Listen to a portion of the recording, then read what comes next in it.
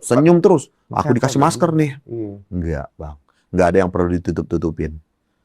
Aku bukan koruptor, aku tidak mencuri Rp1.000 pun uang negara ini. Lu dengan seyakin itu ya? Saya yakin itu. Karena lu tahu lu nggak salah ya. Dan ada kalimat begini, Bang. Dan aku akan lawan ini.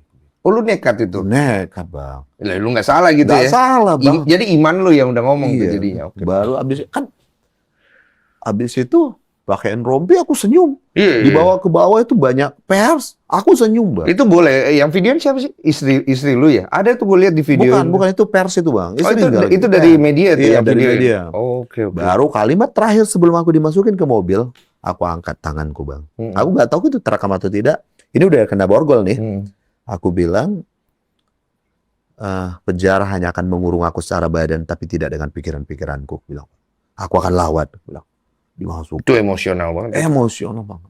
Istriku nangis, mama nangis, abang nangis, adik nangis.